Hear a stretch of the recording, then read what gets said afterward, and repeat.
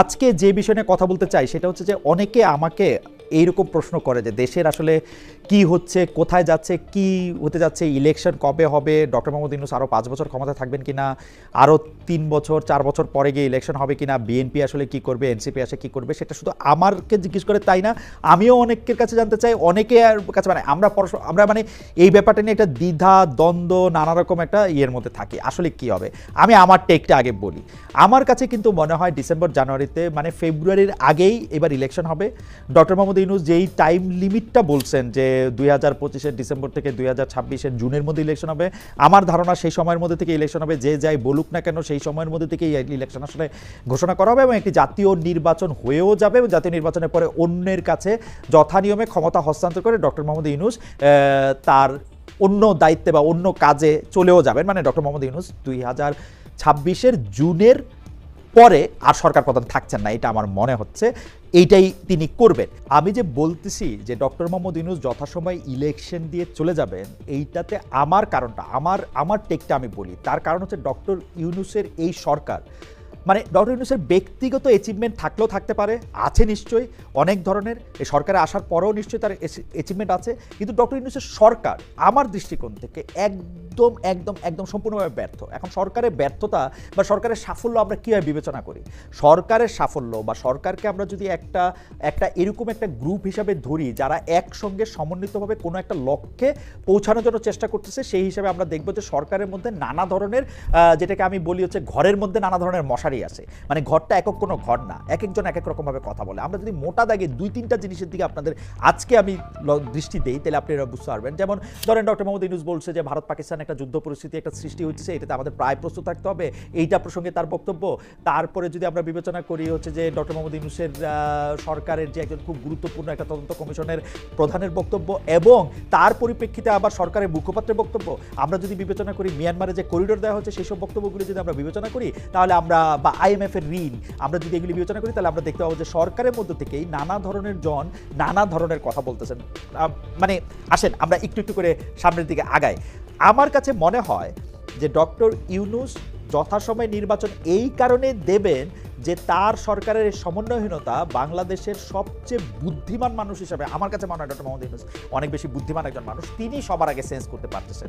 যেমন ধরেন ডক্টর মোহাম্মদ ইউনূসের এই উদ্ধৃতিটির দিকে আপনাদেরকে একটু দৃষ্টি দিতে বলি, সেইটা হচ্ছে আমি আমি আমি আমি আমি আমাদের অন্তর্বর্তীকালীন সরকারের প্রধান উপদেষ্টার বক্তব্য কোট করছি।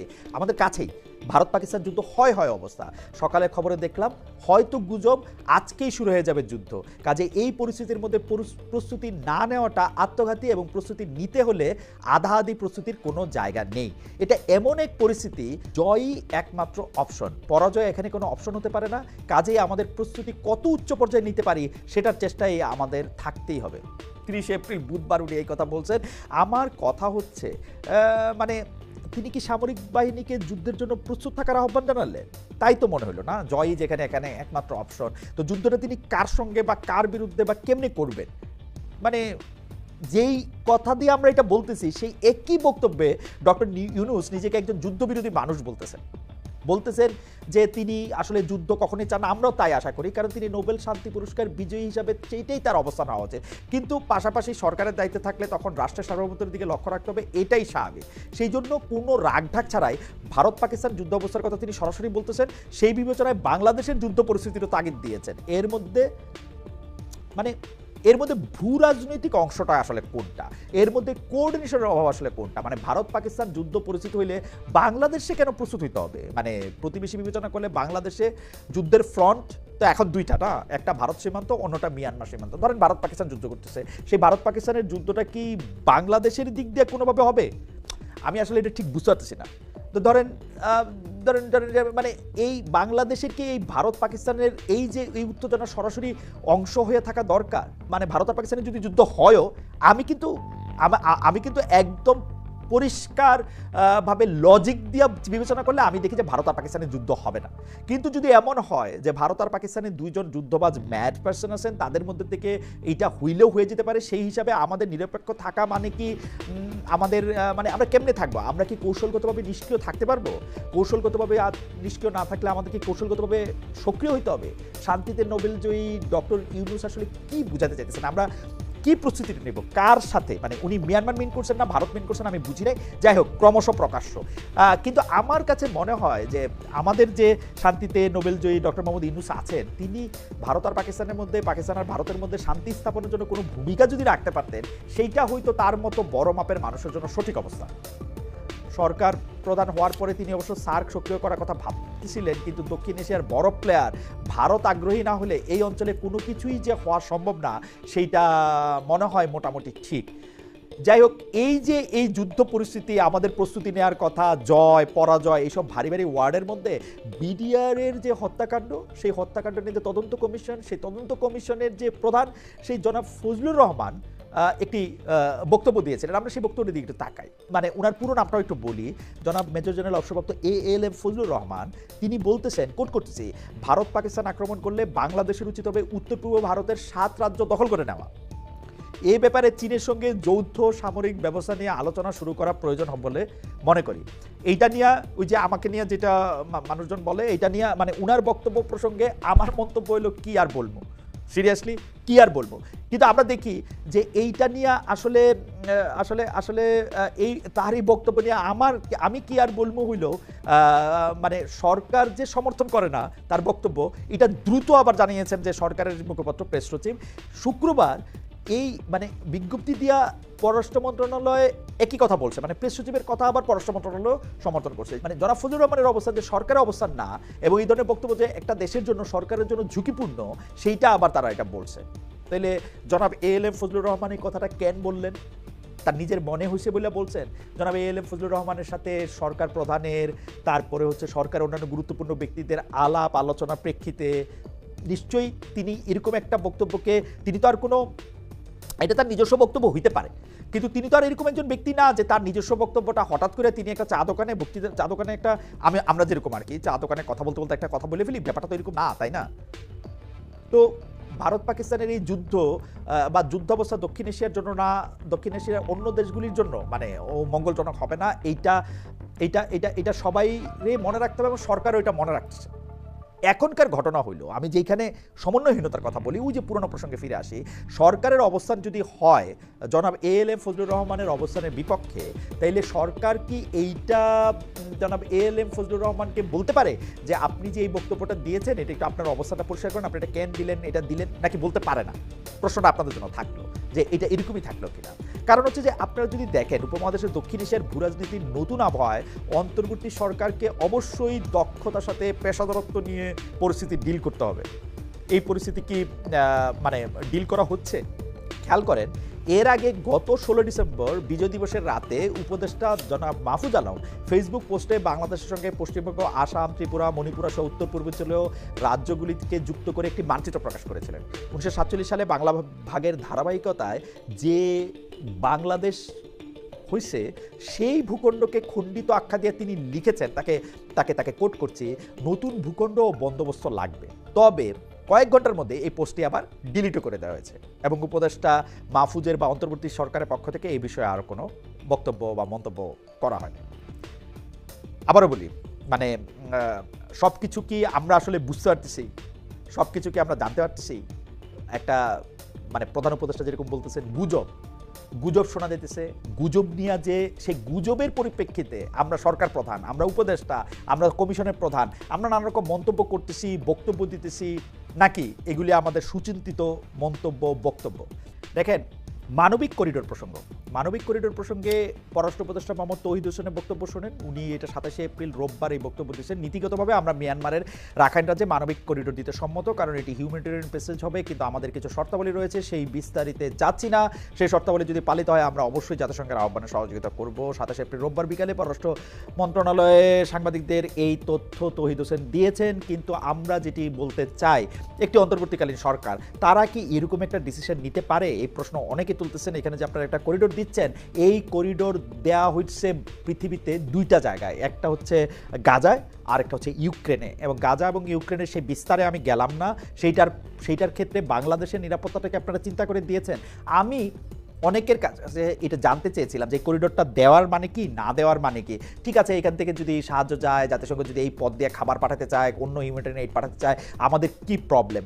অনেকে আবার বলতেছেন যে এই প্রবলেমটা হচ্ছে আমাদের উপর তখন নিরাপত্তার ঝুঁকি, কারণ এর আগে যে দুটি জায়গায় আসলে করিডোর দেওয়া হয়েছে, একটি হচ্ছে ইউক্রেনে, আরেকটি হচ্ছে গাজায়।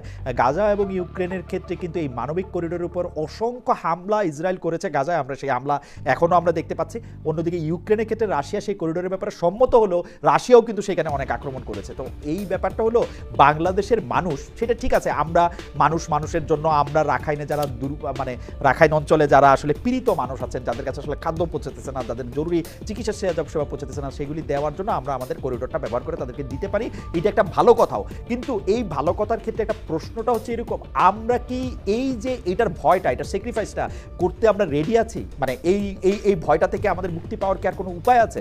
মানে আমি প্রশ্নটা করতে চাই হচ্ছে এই কারণে, এইটা কি আমাদের কারো কাছে কোনোদিন জানতে চাওয়া হয়েছে? মানে এটার জন্য আমরা রেডি কিনা? মানে ধরা যাক সেই মানবিক করিডোরের মধ্যে যে নিরাপত্তা ঝুঁকি, যে বম্বিং, সেইটা নেওয়ার জন্য ওই অঞ্চলে মানুষ এটার থেকে না ঠিক আছে যা হয় হোক, কাম হোয়াট মে, আমরা এটা করবো, এর জন্য আমরা রেডি?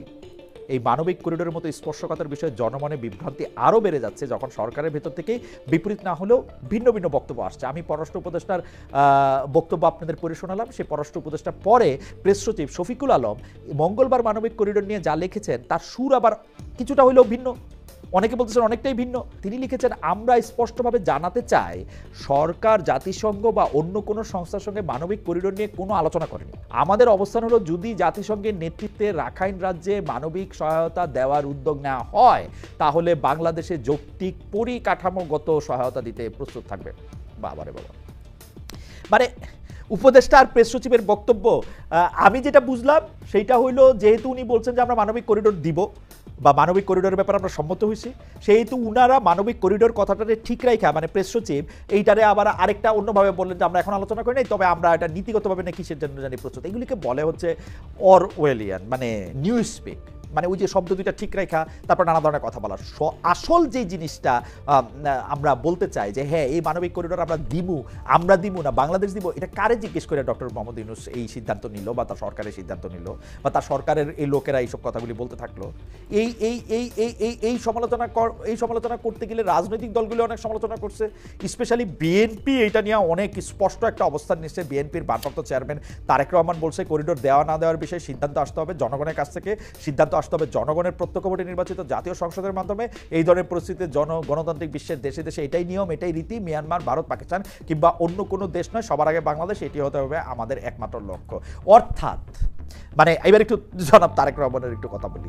অর্থাৎ জনাব তারেক রহমানের কথা যদি আমি একটু মাইনা নেই, তাহলে এখন এই দরকার হচ্ছে, এখন আমার আসলে ওয়েট করতে হবে কবে একটা গণতান্ত্রিক দেশ ক্ষমতায় মানে নির্বাচন হবে, সেই নির্বাচনে যে নির্বাচনে আসবে সে জাতীয় সংসদে এগুলি কথা বলবে বইলা, তারপরে এগুলির মধ্যে আলোচনা আসবে, আলোচনা আইসা তারপরে এটা উনি ঠিক করবেন, ওনার কথা যদি এটা ঠিক হয়। তো এই তো দরকার ভাই।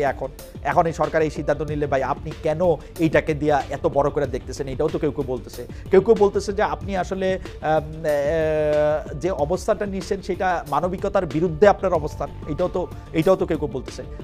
আমি জনাব তারেক রহমানের কথাকে আলাদা করে রাখি। তারেক রহমান সাহেব একজন রাজনীতিবিদ, তিনি তার রাজনৈতিক অবস্থা থেকে একটা কথা বলছেন। কিন্তু আমার কথা হইল যে এই সরকার যে এরকম একটা সিদ্ধান্ত নিল, এই সিদ্ধান্তটা কি মিটিং কইরা বৈঠক কইরা ঠিক করা হয়েছে?